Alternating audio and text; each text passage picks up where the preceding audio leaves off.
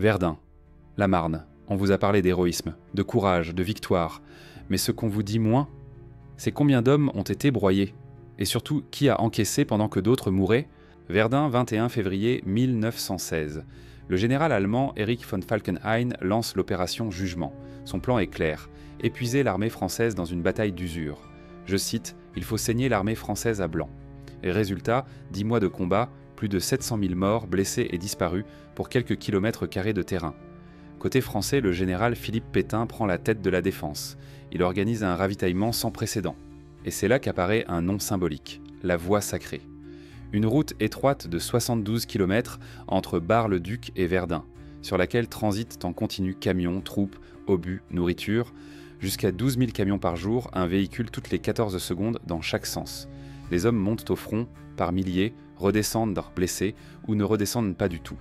Cette route est tellement vitale que l'armée fait rouler des corvées de cantonniers en permanence pour la réparer.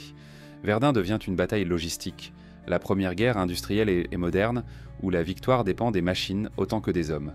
Mais malgré l'organisation, c'est l'absurde qui domine. Mangin et Nivelle ordonnent des offensives frontales contre des fortifications imprenables. Chaque colline est prise, perdue, reprise, et le cycle recommence. L'homme est devenu consommable. Verdun, c'est une machine à broyer, une usine de la mort avec des ouvriers en uniforme. Juillet 1918, deuxième bataille de la Marne, dernière grande offensive allemande. Le général Ferdinand Foch, commandant suprême des forces alliées, organise la riposte. Victoire stratégique? Oui, mais à quel prix? 300 000 morts ou blessés en quelques semaines, des divisions entières sacrifiées dans des charges frontales, et tout cela à moins de 100 km de Paris. Pendant que les hommes tombent, certains deviennent riches. En France, Louis Renault dirige ses usines à Boulogne-Billancourt.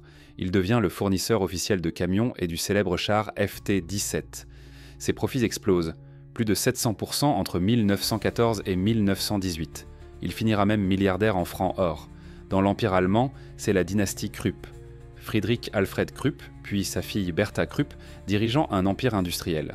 Ils produisent des canons géants comme la Dicke Bertha depuis leur usine d'Essen.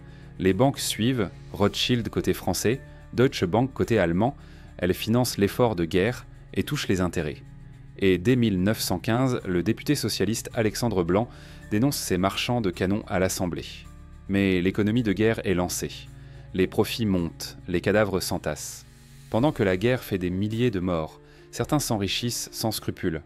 C'est ça la guerre moderne, pas seulement des tranchées, mais aussi des usines, des banques et beaucoup d'argent. Verdun, la Marne, ce sont des moulins à chair qui tournent au profit de quelques-uns.